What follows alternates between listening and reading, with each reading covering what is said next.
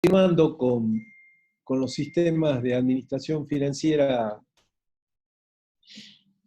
hoy vamos a ver sistemas de administración de bienes patrimoniales, uno de los sistemas conexos del macro sistema de administración financiera pública en la Argentina.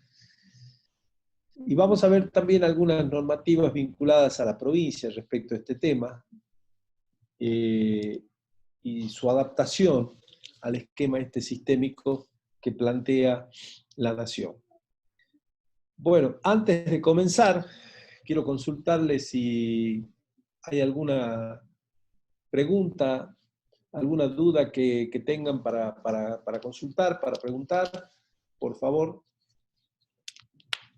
Por el estoy chat, a su disposición. sí, por el chat todavía no Sí. pusieron nada. Bueno.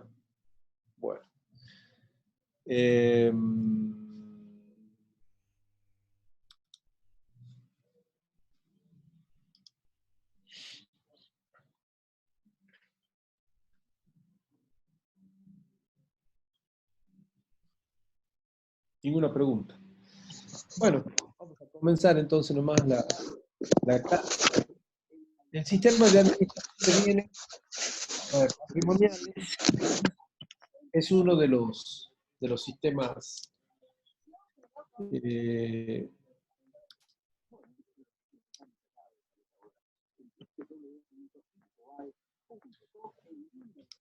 hola, sí.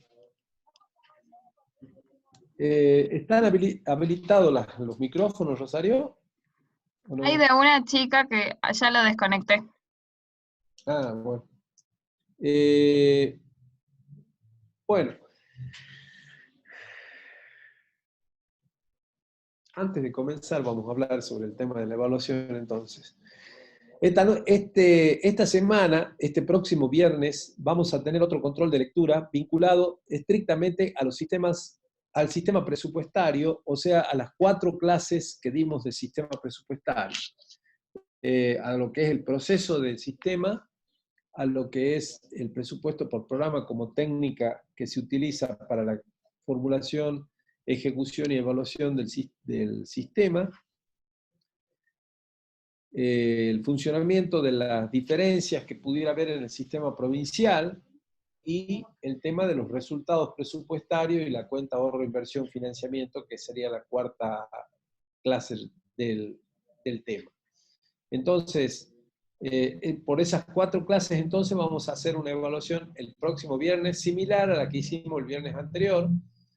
Dicho sea de paso, ustedes ya tienen las notas, ya tienen las evaluaciones, nosotros también ya las tenemos incorporadas al archivo de la materia este año, y bueno, vamos a ver cómo funciona el próximo viernes con el sistema presupuestario para aquellos que no han podido alcanzar el mínimo en la evaluación del viernes pasado, tienen la oportunidad de una suerte de revancha para poder levantar un poco las notas en ese sentido.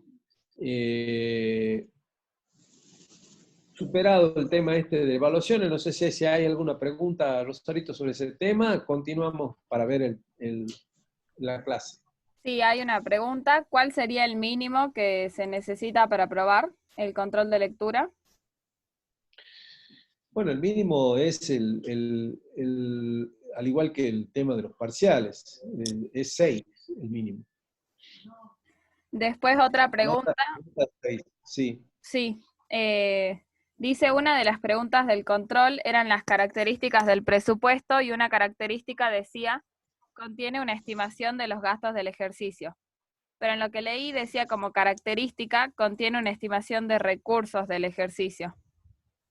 No sé bien cuál es la pregunta. No sé, la verdad no entiendo cómo es la pregunta. Sí, los recursos en general se estiman y los gastos se establecen como limitativos, pero no sé a qué apunta la pregunta concretamente. Bueno, Ahí ya vamos a lo ver. aclaró. Bueno, pregunta si los dos están bien, o sea, si el presupuesto contiene una estimación de recursos y contiene una estimación de gastos.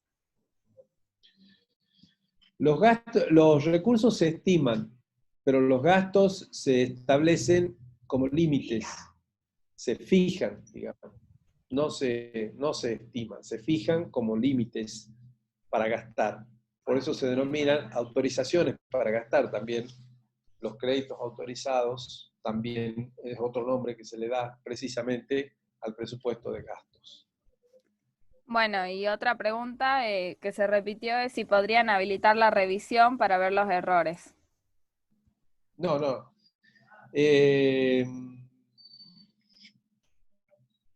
Con la lectura de las lecturas que han sido sugeridas por la cátedra y las normativas vigentes y todo lo que está subido a la página Moodle, ustedes mismos pueden encontrar la respuesta de si está bien o está mal. No vamos a dar las soluciones porque si no le estamos allanando demasiado el tema.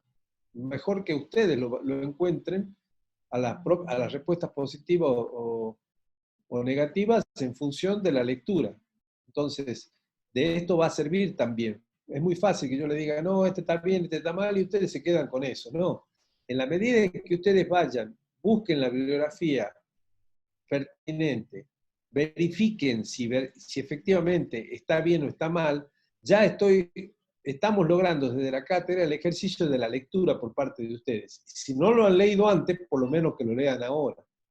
De eso se trata, chicos, no de la cosa tan sencilla de que ustedes van y apuestan y después le dan los resultados y bueno, y se quedan con el resultado y seguimos sin leer, seguimos sin estudiar, seguimos sin analizar cuál es la verdadera respuesta. No, yo lo que quiero es que ustedes mismos encuentren la respuesta.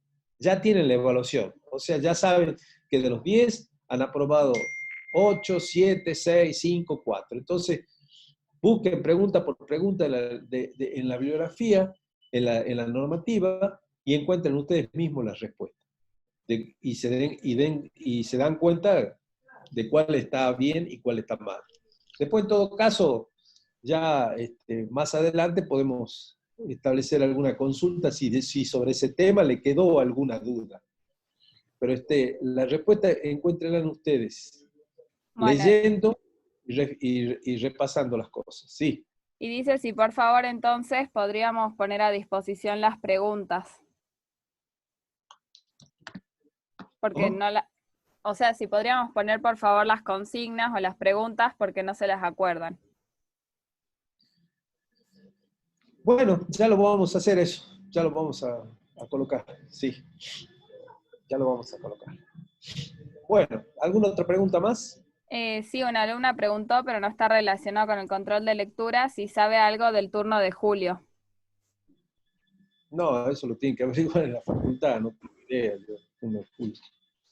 No, lo que venimos sí solicitando es que por favor se habilite la atención en los no docentes, en la parte administrativa de la facultad. Eso estamos pidiendo que por favor se habilite, porque eso es necesario, urgente, que tenga para dar respuesta a todos los requerimientos administrativos, no solamente de los alumnos, también de los propios docentes, ¿no es cierto? Así que en ese tema también estamos haciendo gestiones para que se habilite. Pero no tengo idea de qué es lo que se va a resolver con el turno de julio. Ya el de mayo se perdió y bueno, veremos cómo va evolucionando la situación, que por ahí pareciera que mejora y después en un día empeora todo, ¿no? Y ahora estamos todos de vuelta bastante preocupados con lo que pasó en Orán y con lo que puede llegar a pasar, a seguir pasando, digamos, con la entrada de vehículos que vienen desde otras provincias. Así que no sé, la verdad, si se va a habilitar el funcionamiento administrativo de la facultad, lo cual yo creo que es necesario y se pueden hacer los controles pertinentes y los protocolos para que eso suceda, y de esa manera empezar a tener algún grado de relación de la facultad con los alumnos y con los propios docentes. Bueno, vamos al sistema de administración de bienes patrimoniales. Si no hay otra pregunta, Rosarito. No, no hay más preguntas. No, solo que algunas profesoras de práctica comunicaron que podrían tomarse parciales en julio y que capaz por eso se generó la duda de las mesas de julio. Ah, bueno, sí, es factible que se puedan tomar los parciales de esta materia, tanto para regulares como promocionales, en el mes de julio. Si es que se habilita en el mes de julio la facultad, se abre la facultad. Estamos en la espera de ver qué es lo que sucede, pero no tenemos idea, la verdad, ni de eso, ni de las mesas de exámenes tampoco. Se hablaba en principio que se podría llegar a habilitar en julio ambas cosas, la toma de parciales y las mesas de exámenes finales, para quienes quieran rendir finales. Bueno, el sistema de administración de bienes patrimoniales comprende todo lo que representa un conjunto de principios, normas, organismos, recursos, procedimientos vinculados a las altas, asignaciones, mantenimiento, reasignación y a los registros de conservación y protección tanto de los bienes muebles y de los bienes inmuebles. Ustedes saben que el Estado necesita de un conjunto de bienes económicos para organizar y para prestar los servicios públicos. En el caso de una persona, su patrimonio no es ni más ni menos que el conjunto de bienes que posee, ¿no es cierto? De acuerdo a la definición que el propio Código Civil da sobre la materia. Bienes serían todos los objetos materiales o corpóreos o inmateriales, en el caso de los derechos, y en el sentido amplio, los bienes incluyen también las cargas, es decir, las deducciones que se hacen por las cargas. Y de allí el concepto asimilado a la contabilidad general de que el patrimonio es igual a activo menos pasivo. Pero esa situación patrimonial que en las empresas privadas establece solvencia, que se puede analizar la solvencia, la liquidez, que refleja además las variaciones de ese patrimonio, que son cualitativas y cuantitativas, que está vinculado a la hacienda privada. En la hacienda pública la finalidad es otra, dado que en realidad el patrimonio se necesita como una infraestructura adecuada para prestar los servicios que constituyen su patrimonio y que son elementos en general estáticos y permanentes y no están considerados en el patrimonio del Estado los medios financieros, que son elementos de posesión estática para el Estado, que los utilizas para hacer frente al pago de los gastos públicos. Solamente se considera dentro de lo que es el patrimonio, y lo vamos a ver durante la clase, los bienes de uso, los bienes registrables.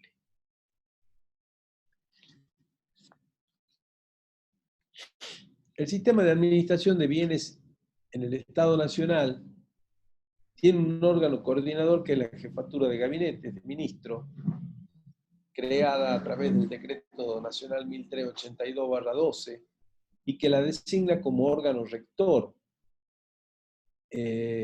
a la Agencia de Administración de Bienes. O sea, ese decreto, el 1382/12, es el que establece como órgano coordinador a la Jefatura de Gabinete y como órgano rector a la Agencia de Administración de Bienes. A este último como un órgano responsable de la centralización de las políticas y normas en materia de administración de bienes y entre otras funciones dictamina las normas generales para el uso y para el usufructo. Por supuesto que en el sistema también están los órganos ejecutores, que funcionan dentro de los SAF, como todos los otros sistemas de administración financiera, y que son los responsables de la administración, gestión y mantenimiento de los bienes bajo su responsabilidad. Esos órganos ejecutores son los que se van a encargar entonces de llevar adelante la ejecución del funcionamiento de este sistema. Pero fundamentalmente lo que tienen a cargo los órganos ejecutores es la custodia, el registro de todos los bienes muebles o semovientes que posee cada uno de los organismos.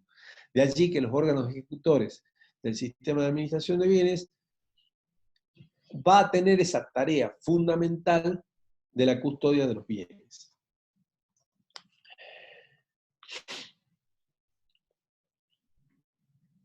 Se supone que el sistema de administración de bienes está basado en recaudos legales referidos a la responsabilidad de agentes y funcionarios públicos respecto de la administración, destino, guarda, custodia, para garantizar la legitimidad, mérito y conveniencia de los costos administrativos. Es de destacar también que se supone que el sistema está también basado en los principios financieros de las 3 Es, respetando lo que es economía, eficiencia y eficacia en las 3 etapas que lo analizamos, ¿se acuerdan? Cuando vimos el tema presupuestario, en las 3 etapas del proceso productivo que tiene cualquier tipo de organismo, producción de bienes o de servicios públicos que le presta a la comunidad en respuesta a las necesidades que esa sociedad o que la sociedad o que la comunidad le plantea al Estado. Los objetivos que el órgano rector, Contador. la agencia... ¿Sí? Sí, una alumna pregunta si dentro del sistema de administración de bienes también se incluyen los bienes que tienen, por ejemplo, en el exterior, porque parece que se iba a vender un inmueble en Nueva York. Ah, bueno, qué bueno.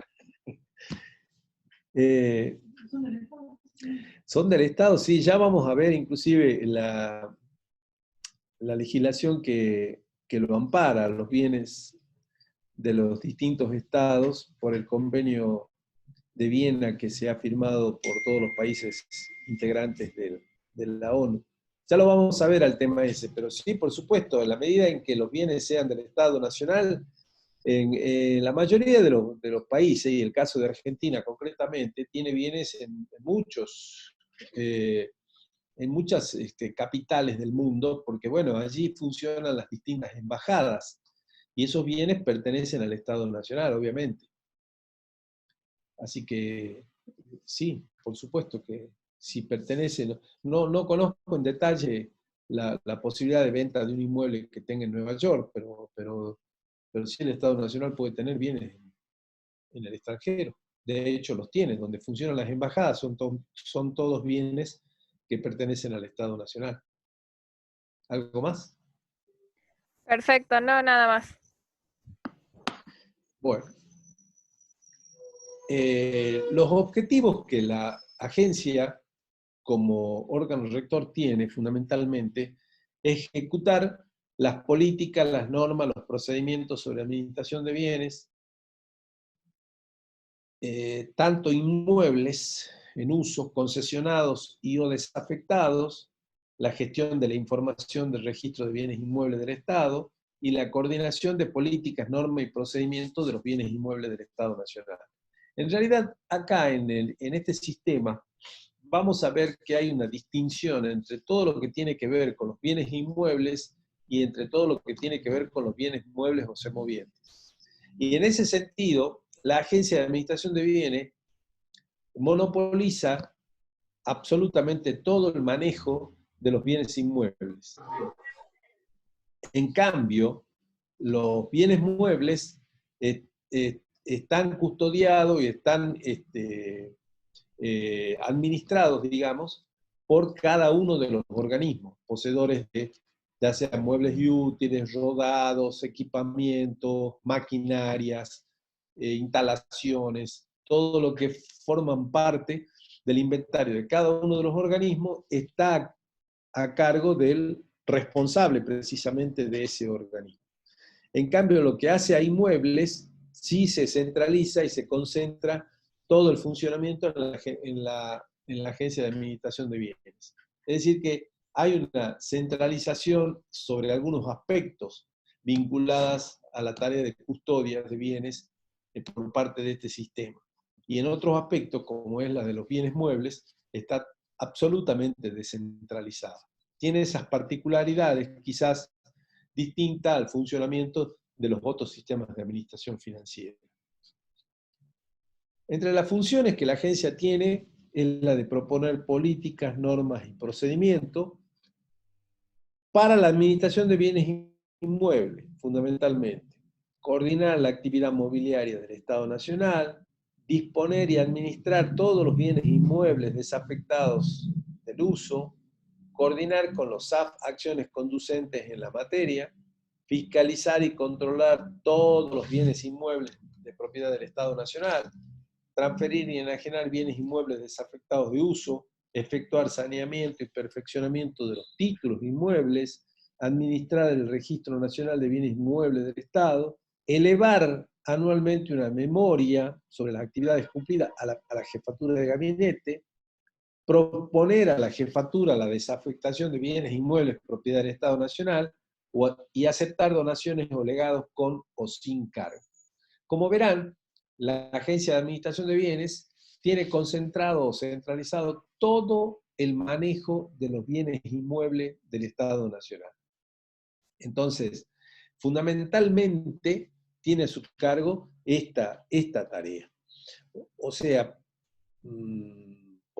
por ejemplo, ustedes saben que hay todo un trámite que el gobierno de la provincia y la municipalidad de la ciudad capital están realizando para que tierras que pertenecen hoy al ejército argentino y que están en la ruta San Lorenzo, a un costado de la ruta, al ala derecha de la ruta, ¿verdad? Están procurando precisamente que el Estado Nacional las desafecte del servicio del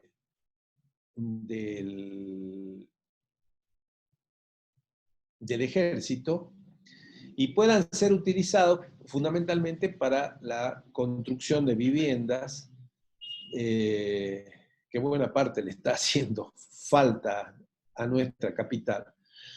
Y en ese sentido, toda la gestión que se está llevando adelante, como son inmuebles que pertenecen al Estado Nacional, se hace precisamente a través de la Agencia de Administración de Bienes, que es la que tiene absolutamente toda la custodia, la administración, y es la que va a proponer a la jefatura de gabinete, en definitiva, luego de estudiado y analizado el caso, la desafectación de esos bienes inmuebles del Estado Nacional para que sean transferidos a la provincia de Salta, más concretamente para el uso de la ciudad capital. Un ejemplo para que ustedes vean de qué manera está concentrada toda la administración de esos bienes inmuebles en la propia agencia de administración. En el sistema funciona lo que se denomina el SABEN, que está a cargo de la Contaduría General, y en la administración y disposición de los bienes desafectados y de dominio público del registro de bienes e inventarios de inmuebles. Y a cargo de las unidades descentralizadas, SAF, la administración y registro de los bienes muebles, de cambio o intangibles, y la custodia y mantenimiento de los bienes inmuebles. O sea que este sistema de administración de bienes del Estado, saben, está a cargo de la Contaduría y la administración y disposición de todos los bienes desafectados y de dominio público del registro de bienes e inventarios de inmuebles. La legislación nacional en esta materia, hoy por hoy, está, digamos, concentrada en la Ley Nacional 27467, que en realidad fue la ley del presupuesto nacional del año 2018, que derogó la aplicación de la normativa que establecía la vieja ley de contabilidad y que aún seguía vigente respecto al funcionamiento de este sistema. Y por otra parte, que esa ley, perdón, fundamentalmente lo que hace es concentrar en la Agencia de Administración de Bienes la administración de bienes inmuebles y establece que cada uno de los poderes del Estado y el Ministerio Público tendrán a su cargo la administración de los bienes muebles y semovientes asignados a cada una de las jurisdicciones y entidades, quedando facultados para dictar el correspondiente marco normativo. Es decir, le da la autonomía a cada uno de los poderes y en la medida en que estén establecidos dentro de lo que es las funciones de los poderes y de las jurisdicciones y entidades, la administración de los bienes muebles y semovientes. Y por otra parte, lo que fija es que la administración de bienes inmuebles sí está a cargo exclusivamente de la Agencia de Administración de Bienes que funciona en el ámbito de la Jefatura de Gabinete de Ministros, lo cual fue creada por el decreto 1382/12, que la designa y la establece o la fija como órgano del sistema de administración de bienes. Por otra parte, el propio decreto también crea el Registro Nacional de Bienes de Inmuebles del Estado, que está a cargo de la Agencia de Administración de Bienes, precisamente, que, como ya dijimos, tiene concentrado y centralizado todo el manejo de bienes inmuebles por parte del Estado Nacional.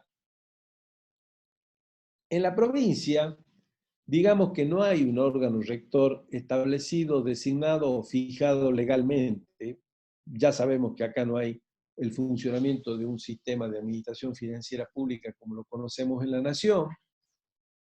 Lo que sí hay una suerte de equiparación, dijimos en algún momento, ¿no es cierto?, a lo que son los sistemas nacionales de las funciones a cargo de determinados organismos en la provincia. La tesorería se encarga de todo lo que tiene que ver con el manejo de fondos públicos, al igual que la Tesorería General de la provincia, al igual que la Tesorería General de la Nación.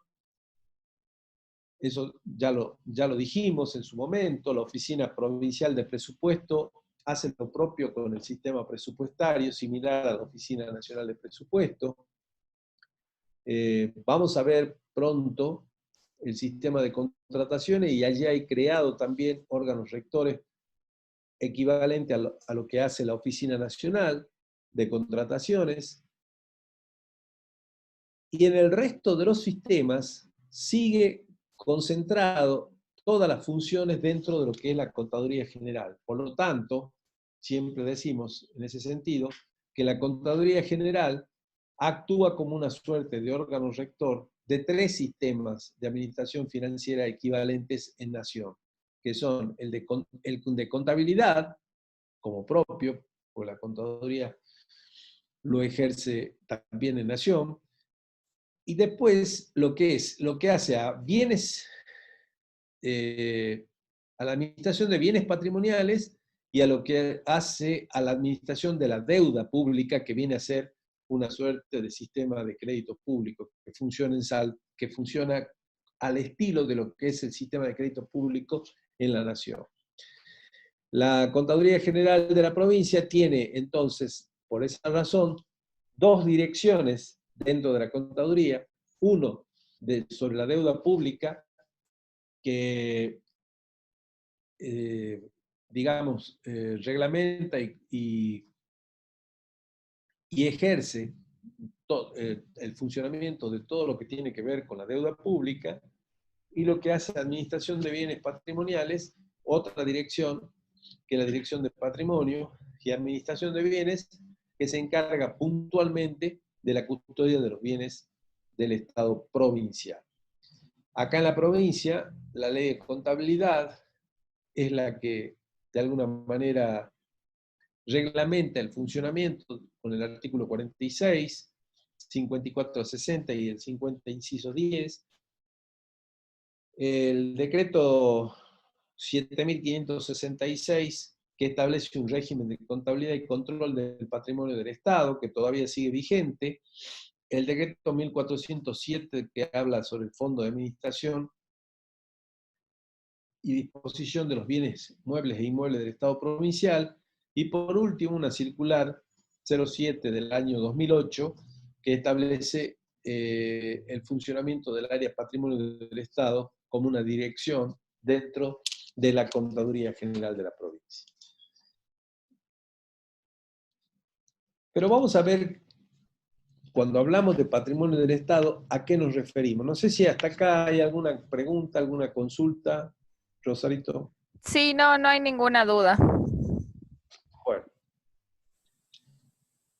En algún momento hablamos, ¿no es cierto?, en clases anteriores sobre la hacienda pública, que para alcanzar sus objetivos requiere de bienes, lo decíamos al inicio de la clase, y ese conjunto de bienes aptos para organizar y prestar los servicios públicos que constituyen, en definitiva, el fundamento de la existencia y el objetivo primordial que el Estado tiene, ¿verdad?, es lo que denominamos patrimonio del Estado, que a diferencia del patrimonio de la hacienda privada, está circunscripto, como dijimos inicialmente, a los bienes que se utilizan precisamente para producir los servicios públicos que se prestan a la comunidad.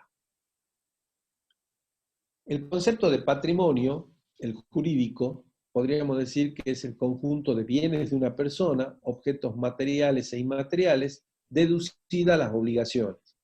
El concepto contable de patrimonio lo representamos con la diferencia entre activo menos pasivo, que nos da el capital o patrimonio neto. En definitiva, como verán, expresado con diferentes palabras, pero tienen el mismo significado, lo jurídico y lo contable. Es decir, que están por un lado los bienes y por otro lado las cargas o deudas que existen sobre esos bienes precisamente para establecer el valor de un patrimonio, sea individual, de un ente cualquiera, incluido en el ente público.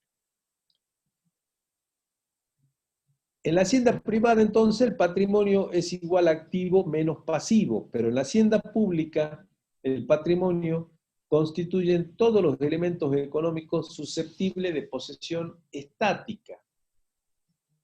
Eso implica de que no se toman, ¿no es cierto?, como formando parte del patrimonio, o no se contempla, no se los contabiliza o los registra dentro del patrimonio, a los fondos de disponibilidades, y tan solo están registrados aquellos que son susceptibles de posesión estática.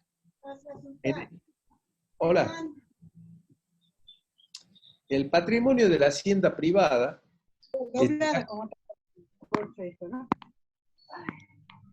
¿Qué pasa? Sí, parece... A ver.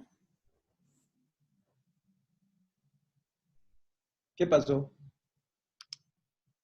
Sí, parece que un alumno, Chorolque, activó el micrófono y bueno, justo se lo escuchó hablando. Ah, bueno, perfecto. Bueno, entonces, el patrimonio de la hacienda privada son bienes enajenables en su totalidad, se usan para determinar el resultado y dan a conocer su solvencia. En cambio, el patrimonio de la hacienda pública son bienes naturales, no se evalúan, tienen restricciones para su venta, no se utilizan para medir precisamente la solvencia. Esa es la diferencia que hay entre uno y otro. Como materia administrable, entonces, podemos decir que el patrimonio del Estado es el conjunto de bienes susceptibles de posesión estatal, cosas muebles e inmuebles, ciertos derechos patrimoniales y créditos que el Estado posee y que pueden ser utilizados como instrumento material de los servicios públicos, o como fuentes de rentas aplicables a esos mismos servicios. Esta definición de patrimonio del Estado no involucra ni las deudas ni el dinero. Con lo cual nos circunscribimos, insisto, a los bienes de posesión estática. Es decir, todos aquellos cosas, muebles, bienes muebles e inmuebles, ciertos derechos patrimoniales y crédito que el Estado posee justamente para utilizarlos como instrumento de producción de los servicios públicos que le brinda a la comunidad. El patrimonio de las entidades descentralizadas forma parte del Estado. El patrimonio de las entidades que son haciendas conexas no forma parte del Estado. ¿Por qué? Por la simple y sencilla razón que recordemos, cuando vimos en la clase 2, las haciendas conexas son haciendas paraestatales y que son en definitiva empresas privadas. Por lo tanto, su patrimonio es privado, no forma parte del patrimonio del Estado. Lo que sí forma parte del patrimonio del Estado son el patrimonio de las entidades descentralizadas. Y en el caso de las empresas del Estado, figuran en el patrimonio del Estado por la diferencia que hay entre activo y pasivo, es decir, por el patrimonio neto, porque allí sí, como le es aplicable la legislación societaria que funciona también para las empresas privadas, obviamente se toma el valor del patrimonio neto para incorporarla dentro de lo que es el patrimonio del Estado. El inventario de bienes del Estado, en la contabilidad general, podemos decir que la descripción formal, detallada y ordenada, clasificada de todos los bienes, de todas las obligaciones que integran el patrimonio de un sujeto económico, con expresión del valor en unidades monetarias asignadas en forma racional con el fin de hallar el patrimonio neto. Esto ustedes ya lo conocen, ya lo han visto en el estudio de las contabilidades 1, 2, 3, hasta donde han llegado hasta el momento de la carrera. Y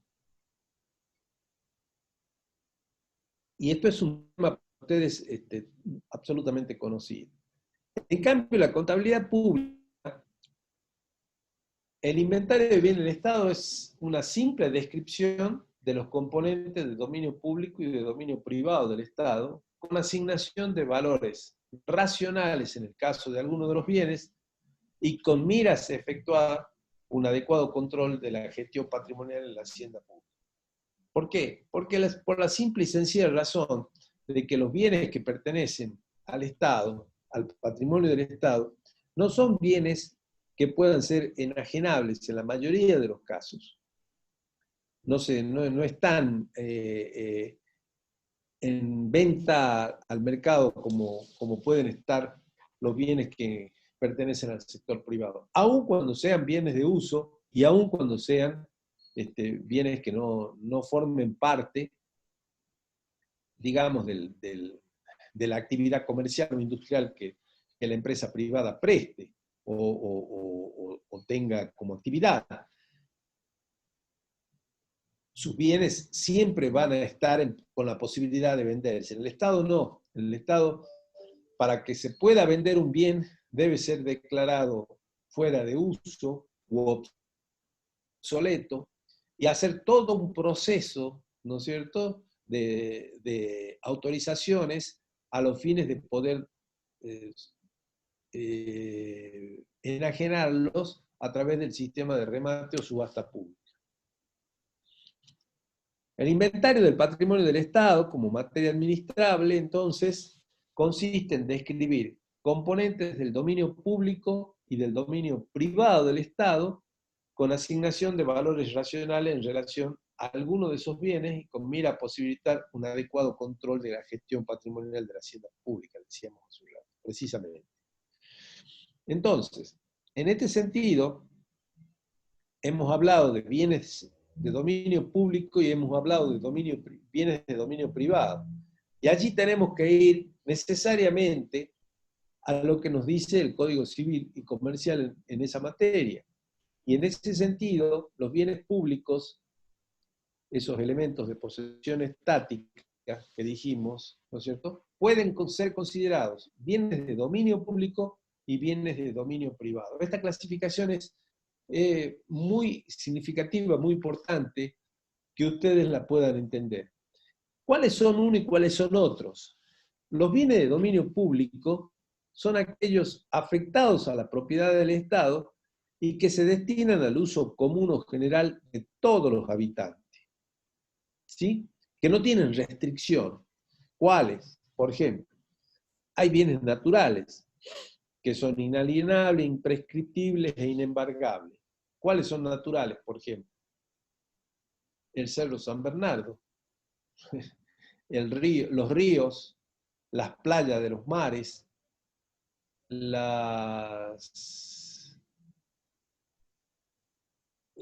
todo lo que está al uso común o general de los habitantes. Esos son naturales porque no tienen la mano del hombre en general, no ha sido puesta la mano del hombre.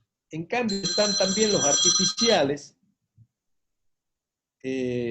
donde también son inalienables, también son no enajenables, también son no hipotecables, pero además los artificiales es porque han sido de alguna manera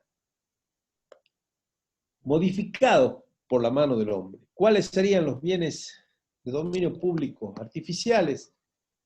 Y por ejemplo, las plazas, los parques, las rutas, las calles, que son de uso en general común para todos los habitantes de la ciudad, de la comunidad, pero que obviamente allí está puesta la mano del hombre. Es decir, todos esos bienes han sido mejorados a partir de la construcción o de una obra pública, en definitiva, realizada previamente y que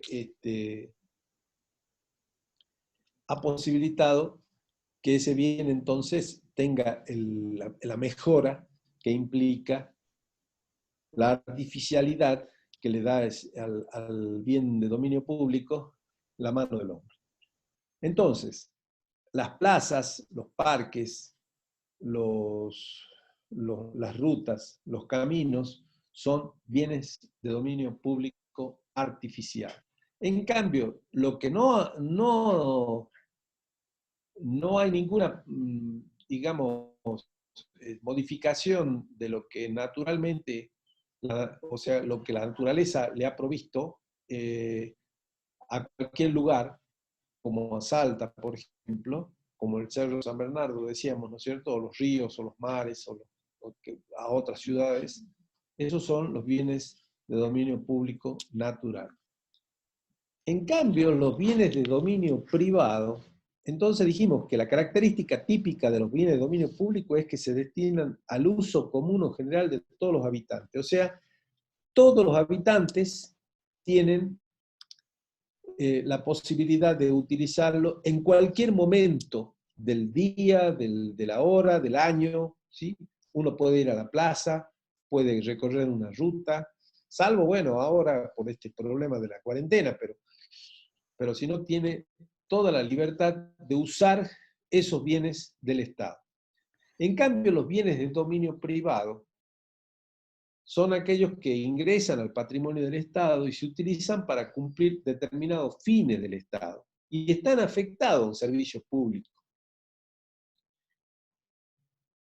O puede ser que no lo estén, que no estén afectados, pero de todas maneras, fundamentalmente, se utilizan para cumplir algún fin del Estado.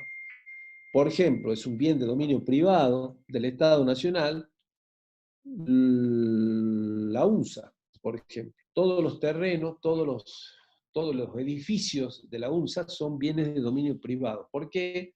Porque se utilizan para cumplir el fin de la educación universitaria nacional en la provincia de Salta, pero no pueden ser utilizados a cualquier hora, en cualquier momento y por todos los habitantes de la sociedad.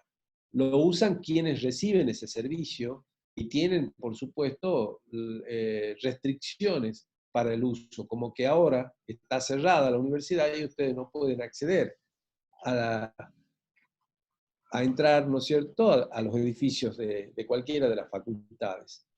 Y además cumplen un horario mientras se presta el servicio y lo utilizan quienes reciben ese servicio, diferente a los bienes de dominio público.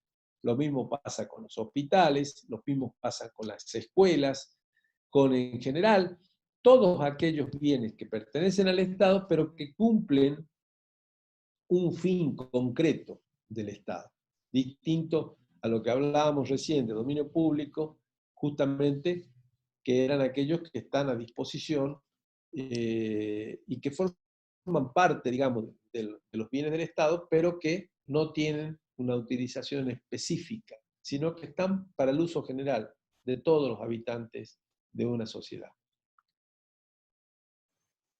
Los bienes de dominio privados son afectados a la propiedad del Estado y respecto de los cuales el Estado puede disponer su usufructo y su enajenación, realizando actos administrativos propios del ejercicio del derecho de propiedad. El Estado los usa para sus actividades, no estando abierto el uso y goce comunitario, y el Estado además puede explotarlo, enajenarlo, locarlo, transferirlo, conceder su explotación, y está sujeto a prescripción.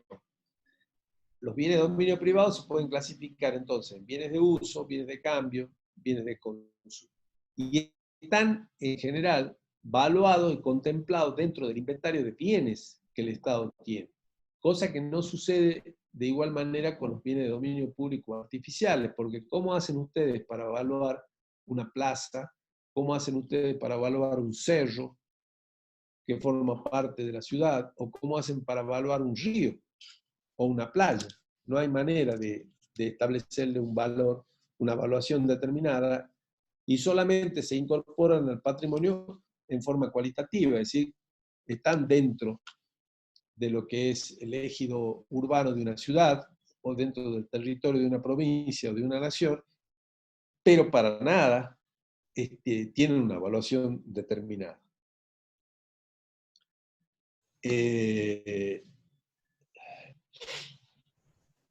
Contador. Sí. Sí, antes de que siga avanzando, hay una pregunta. Si los Sí. bienes de dominio público son susceptibles de embargo, por ejemplo, cuando los fondos buitres intentaron embargar la fragata Libertad hace algunos años.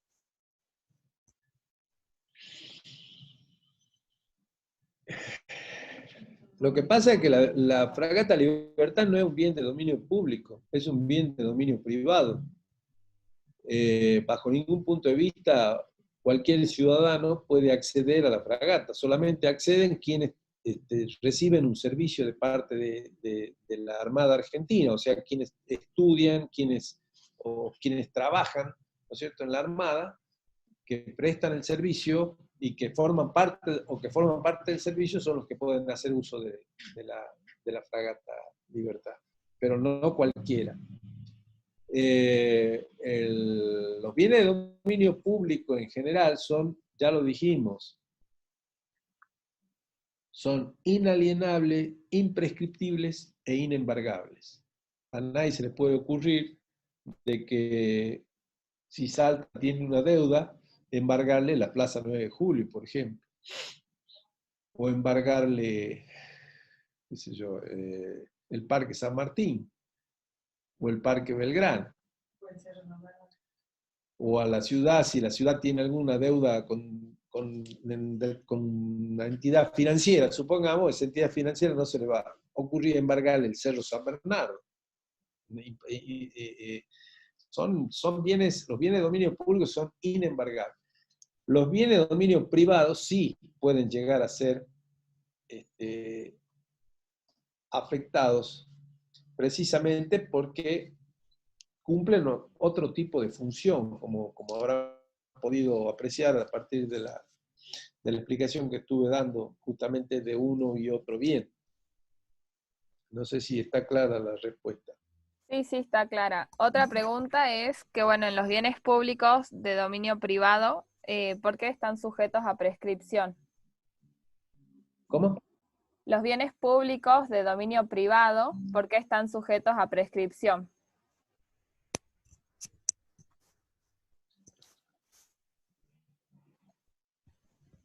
¿Cuáles están sujetos a prescripción? Puso Los bienes, públicos, privados. sí.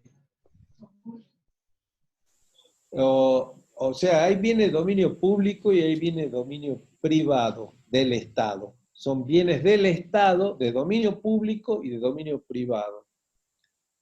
Los bienes de dominio privado, estos sí pueden llegar a ser embargables. El Estado los puede explotar, enajenar, transferir, y pueden ser sujetos a prescripción también, ¿sí? Pueden ser prescriptibles. Y estos son los que se clasifican en bienes de uso, bienes de cambio y bienes de consumo. En general, los bienes de dominio privado, más allá de los inmuebles, la mayoría de los bienes estos son bienes de uso, fundamentalmente bienes muebles, rodados, equipamiento. Estos son bienes de dominio privado, forman parte del patrimonio de alguna de las entidades para la cual están afectados justamente para la producción de los servicios que presta esa entidad a la comunidad. Además de los bienes inmuebles que pueden pertenecer también a un determinado organismo, como estábamos dando el ejemplo de los inmuebles de la universidad, ¿verdad?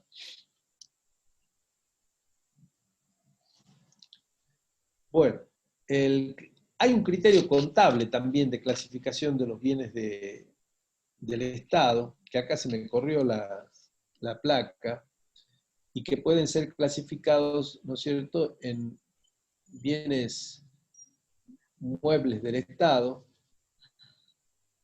inmuebles en general, inmuebles en particular, y en ambos, bueno, acá esto poco se puede ver en la placa, pero en definitiva, los bienes muebles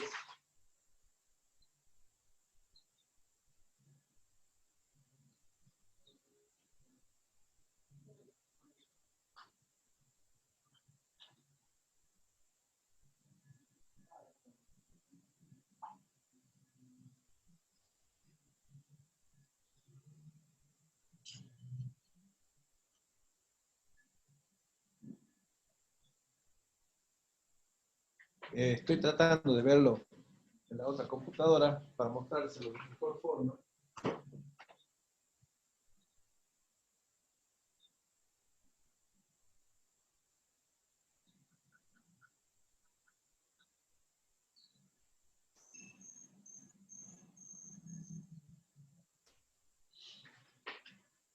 El criterio contable de los bienes muebles del Estado podemos distinguirlo en dos: en los bienes muebles en general y en los bienes muebles en particular.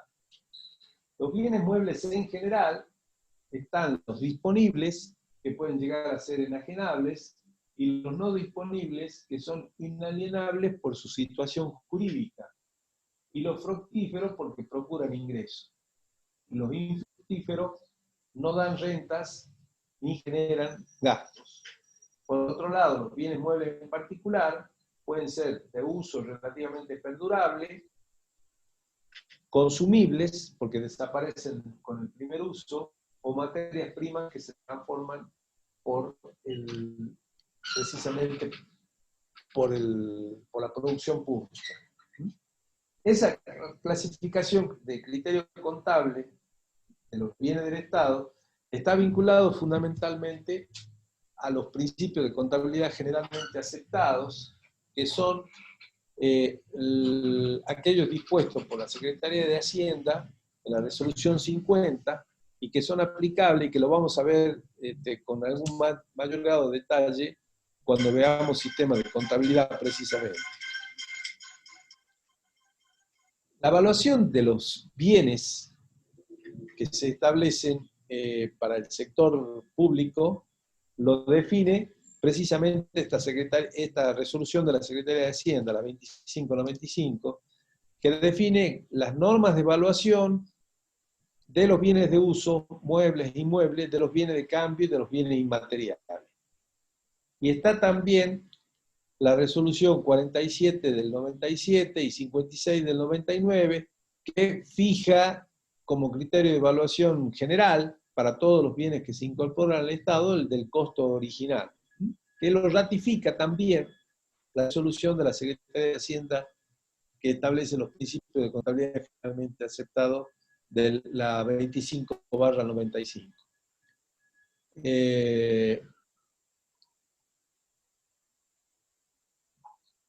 Y acá está un poco lo que preguntaban hace un rato sobre la inmunidad estatal en el embargo de bienes públicos.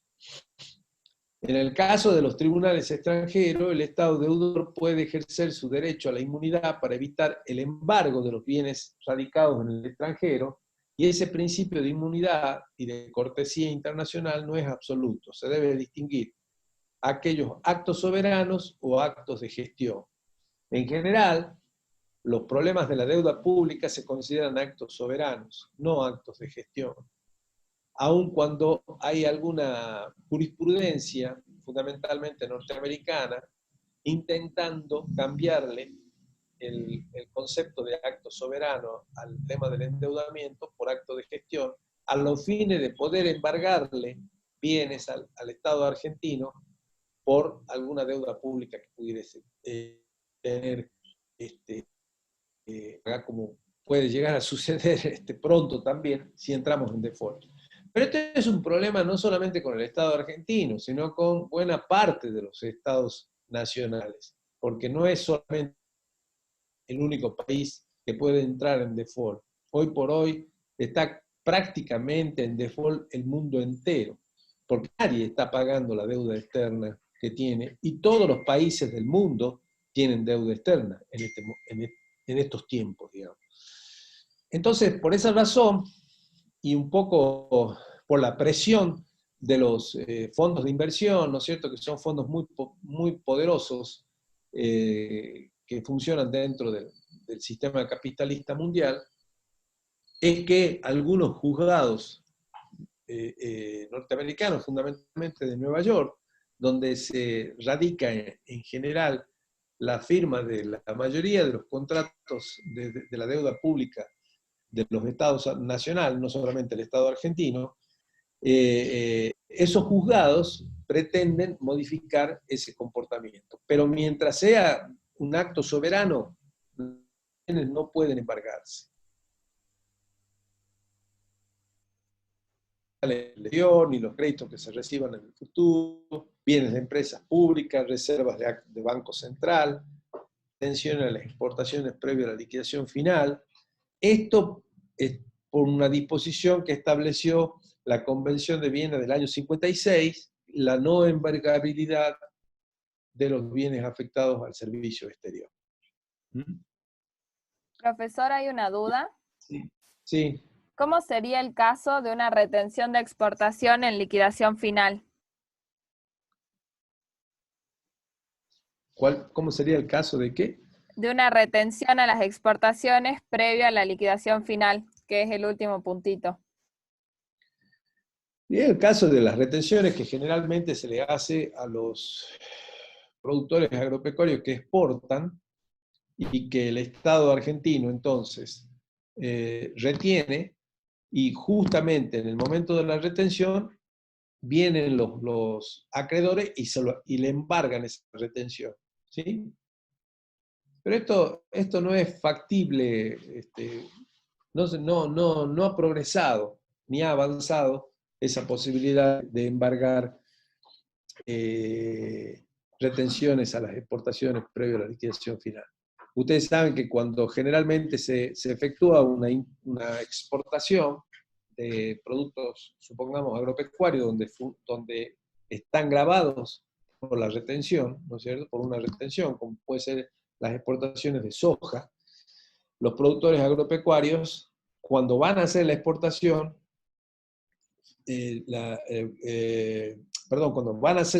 cuando se va a hacer la liquidación final del valor de la exportación, el Estado actúa, ¿no es cierto?, haciendo la retención correspondiente de un porcentual precisamente del valor de la exportación. Y es allí, en ese caso, acá en la Argentina, como en cualquier otro país del mundo donde funciona el sistema de retención de las exportaciones, a las exportaciones de un mínimo porcentaje como recurso del Estado, que eso funciona no solamente acá, sino en muchos países del mundo, hay acreedores que pretenden, ¿no es cierto?, embargar esos fondos del Estado cuando se está produciendo esa retención en la exportación. No sé si se interpreta la explicación. Sí, perfecto. Bueno, ¿algo más? ¿Alguna Sí, consulta más? sí, preguntaron de antes, ¿qué pasaría en Sí. el caso de que de una expropiación por parte del Estado, si podría volver al patrimonio de la persona si el Estado lo tiene en desuso? ¿Cómo? Si el Estado realiza una expropiación de una, por ejemplo, del inmueble de una persona Sí. y lo tiene en desuso, si ese inmueble podría volver a ser posesión de la persona. Bueno, eso no tiene nada que ver con el sistema de administración de bienes patrimoniales, ¿no? Eso ya es materia de asuntos legales del código que tienen que ver con el Código Civil y Comercial. Es decir, son preguntas para hacerle a un profesor de Derecho, ¿no? No en esta materia. De todas maneras, puedo aplicar simplemente un criterio racional en el caso de que de una expropiación de un bien que no se le da el uso. Toda expropiación tiene un fundamento, tiene un origen, una justificación. Recordemos que además sale por ley. Cualquier expropiación que el Estado hace de un inmueble de particular se realiza, se efectúa a través de una ley que aprueba la legislatura. Y allí se fija el motivo por el cual se hace la expropiación, se da los fundamentos, y además se lo fija como condición, como condicionante a que esa expropiación funcione. Es decir, que se cumpla el objetivo para el cual ese inmueble ha sido expropiado. Si ese objetivo no se cumple, el original dueño del bien inmueble puede perfectamente iniciarle un juicio al Estado para que se lo devuelva al inmueble. Eso,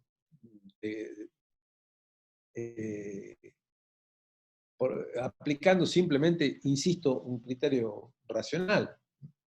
Los detalles normativos, legales y aplicables de legislación aplicable, ya le digo, no es materia de mi incumbencia. ¿Algo más? Sí, una consulta más. Bueno, usted había mencionado el Cerro San Bernardo. La pregunta es, en Córdoba, ¿el complejo Uritorco es privado? ¿Es porque el Estado lo vendió?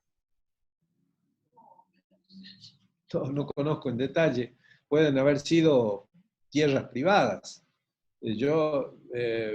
Hay tierras que pudieron haber pertenecido al Estado, pero que el Estado las vendió en su momento. Eso corresponde a la provincia de Córdoba. No sé por qué son privadas. Probablemente no sean privadas, sean públicas, pero estén concesionadas. Ojo, en Córdoba hay muchas concesiones de obras, muchas concesiones de inmuebles para la explotación precisamente turística, pero no conozco en detalle, no conozco la situación del Cerro Uritorco. O pueden ser que sean tierras privadas. Acá hay gente particular y privada, empresas privadas que son dueños también de cerros y de sierras y de tierras que están ubicadas en zonas serranas. Y puede ser que algún cerro pertenezca a una firma privada. Ahora, yo estuve hablando estrictamente del Cerro San Bernardo porque es el que está pegado a la ciudad y eso es público, eso no es privado, nunca se vendió, forma parte del patrimonio de la ciudad capital, de la municipalidad de la ciudad de Salta, precisamente, que es la que tiene de alguna manera injerencia en su manejo. Aun cuando hay de reconocer que allí la provincia comparte de alguna manera la ascendencia o sobre ese predio, a tal punto que, bueno, ahí tiene instalado, ¿no es cierto?, lo que es el sistema de teleférico, que lo explota la provincia, no lo explota la municipalidad. Pero si somos estrictos en cuanto a quién pertenece, está dentro del ejido urbano y debería pertenecer a la municipalidad de la provincia, a la municipalidad de la ciudad de Salta, sí. ¿Algo más? No, no hay más consultas. Bueno. Los bienes que ingresan al Estado pueden ingresar por tres motivos diferentes: adquiridos a terceros mediante compras o adquisiciones, obtenidos a título gratuito o oneroso, o producidos por el propio Estado. Estos últimos, indudablemente, son las obras públicas, son producidos por el propio Estado. El Estado los valoriza a través de la obra que se realiza en ese predio, precisamente. Fíjense en que el Parque Belgrano era un predio nacional que se desafectó del uso del ejército, que justamente a través de la Agencia de Administración de Bienes la provincia logró la transferencia, y allí, ¿no es cierto?, además de hacer el complejo habitacional que está del Huayco, que está fijado ahí justamente al lado del Poder Judicial y frente casi a la sede de la universidad, se construyó el Parque Belgrano. Todo ese Parque Belgrano fue una construcción, una obra realizada por el propio Estado, que le dio una valorización muy particular y muy especial a ese original terreno que tenía, que la nación le había cedido a la provincia. Pero también están los bienes que se obtienen a título gratuito.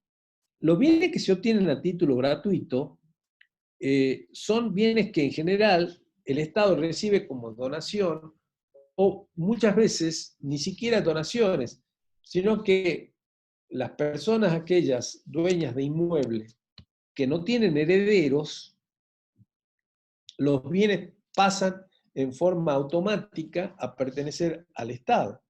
De hecho, el Estado provincial tiene una serie de inmuebles, justamente, que fueron transferidas al Estado a título gratuito, sin ningún costo, precisamente porque las personas que fallecieron no tenían heredero.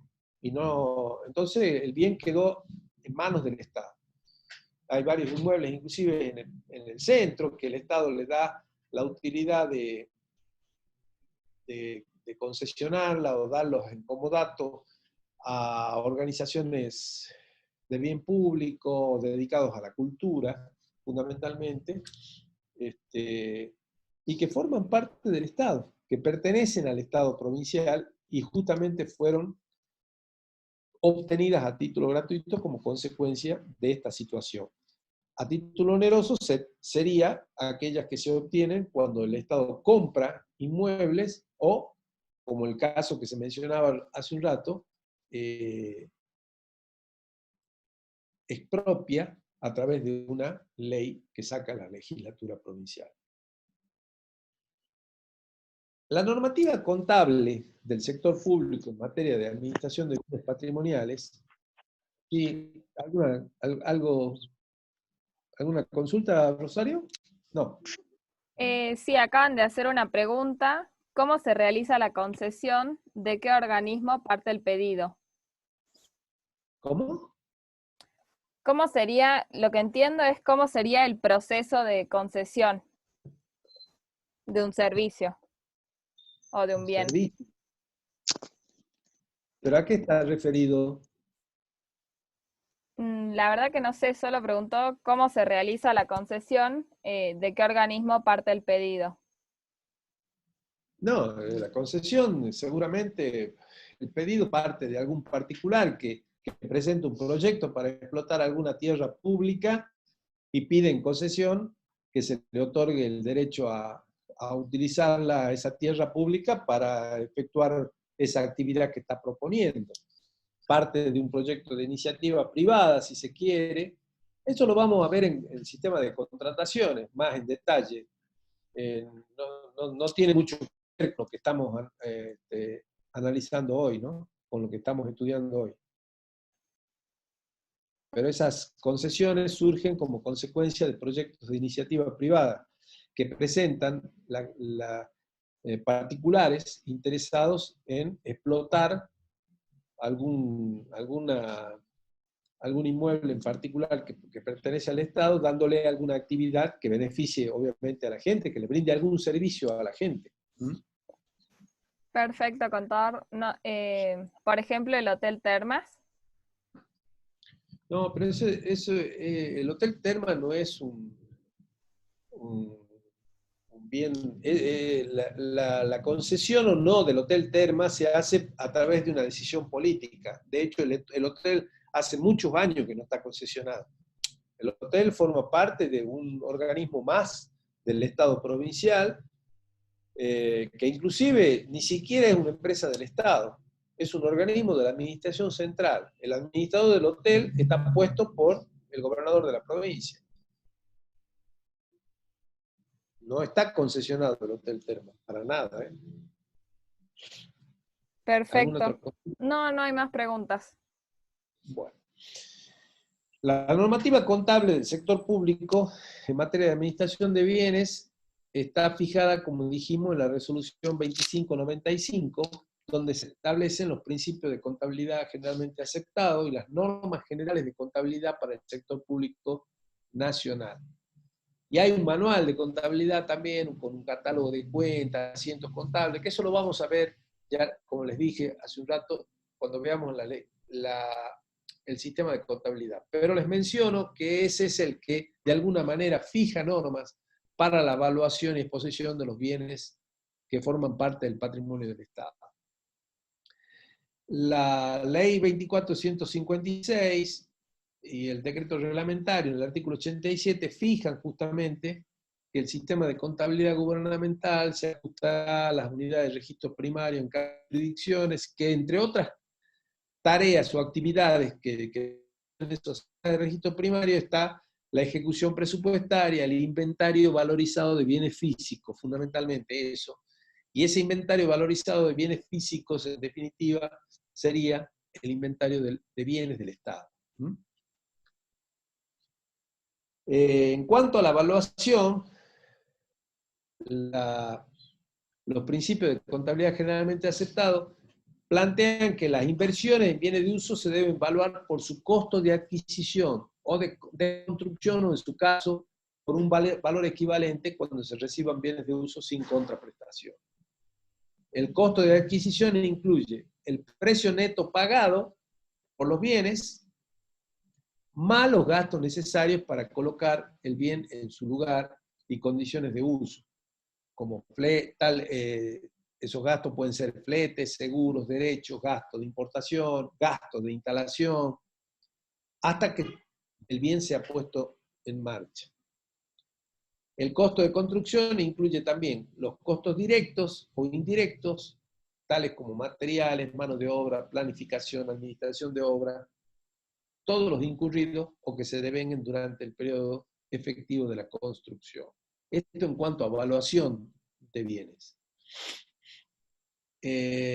Los bienes recibidos en donación deben ser contabilizados a un valor estimado que represente el desembolso que hubiera sido necesario efectuar, o sea, un valor estimado en plaza, consultados a las inmobiliarias, a 2 o 3 inmobiliarias, y de allí se saca un valor estimado y ese es el valor en el que se incorpora el bien al patrimonio del Estado.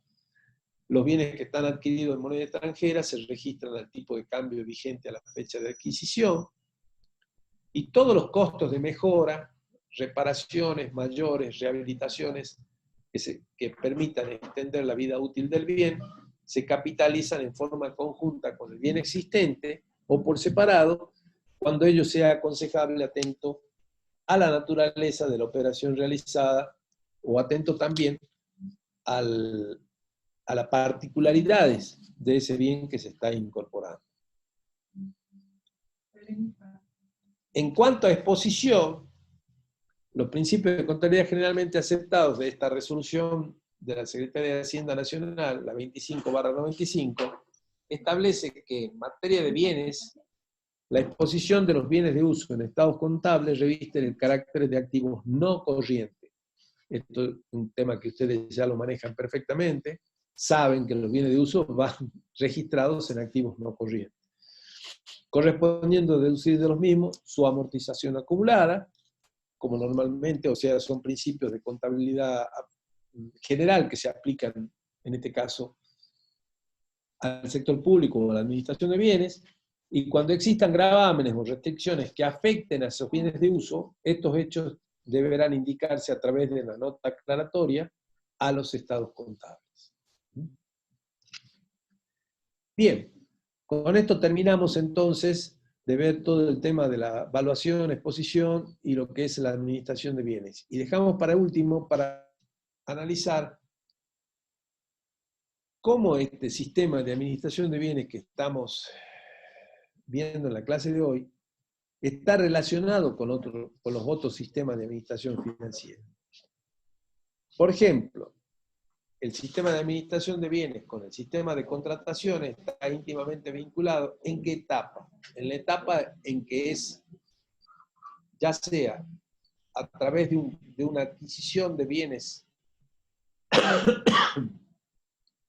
los bienes deban ser incorporados al patrimonio precisamente y registrados en el inventario del Estado, o bien también utilizando el sistema de contrataciones, a través de un remate o subasta pública, algún bien pueda ser dado de baja del patrimonio del Estado. En ambos casos, para una alta de bien o para una baja de bien, interviene el sistema de contrataciones, que lo vamos a ver pronto, y que tiene los mecanismos de selección de seleccionar al contratista para efectuar precisamente o la compra o la venta de bienes. Con el sistema de presupuestario de presupuesto se relaciona en cuanto también a la posibilidad de una alta o baja de bienes, que en el caso de una alta de bienes va a estar establecido justamente en la etapa del devengado presupuestario, que es cuando se recibe el bien por parte del proveedor o contratista y que debe ser incorporado al patrimonio del Estado. También presupuestariamente va a tener incidencia una baja de bien, cuando ese bien dado de baja, declarado obsoleto, fuera de uso, sea vendido, y por ende eso forma parte, ¿no es cierto?, de lo que se denomina ingresos de capital en el sistema presupuestario y posibilita, por ende, un recurso al Estado. Y que en la etapa del percibido, cuando se perciba el dinero por la venta, será dado de baja definitivamente ese bien. En cuanto a tesorería, se relaciona también el alta y baja de bienes del Estado en los momentos en que la tesorería o paga por el bien en el sistema en la etapa de la ejecución del gasto del pagado, o percibe el dinero por el cual está vendiendo algún bien en la etapa del percibido. Con el sistema de contabilidad, el sistema de administración de bienes está íntimamente vinculado. Su programa de administración de bienes, precisamente, está relacionado íntimamente con el CIDIF, que lo vamos a ver cuando veamos sistema de contabilidad, que es el sistema informático de información financiera de todo el Estado Nacional. Y con el sistema de inversión pública, precisamente porque el sistema de inversión pública lo que permite es verificar todo lo que se está invirtiendo. Recordemos que inversiones, nosotros la estudiamos bastante cuando analizamos el clasificador económico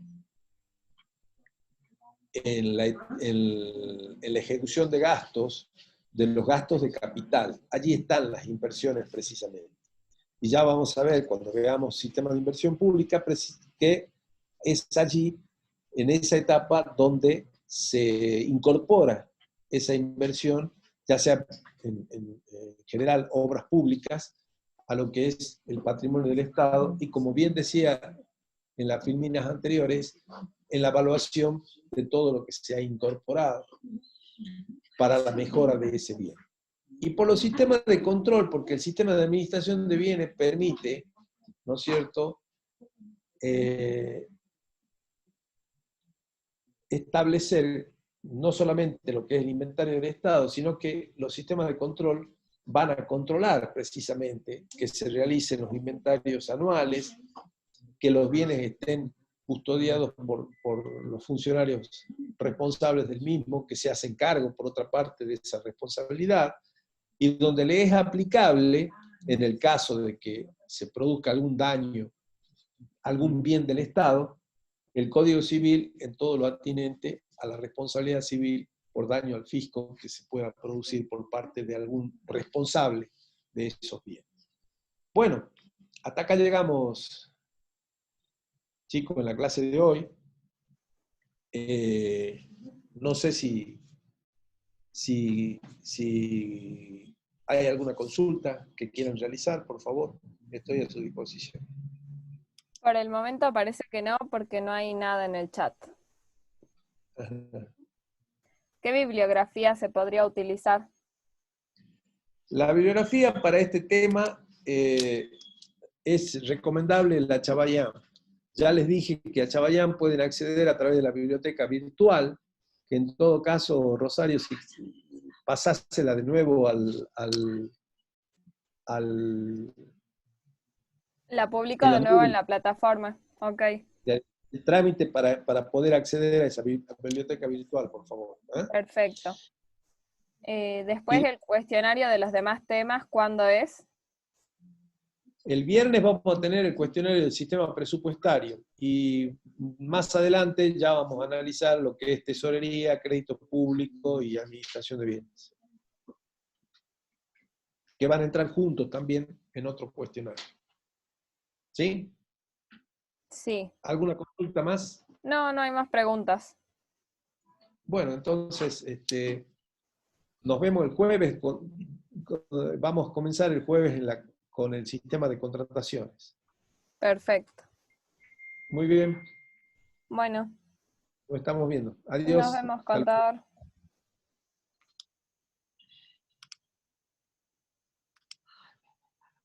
Sí. ¿Qué?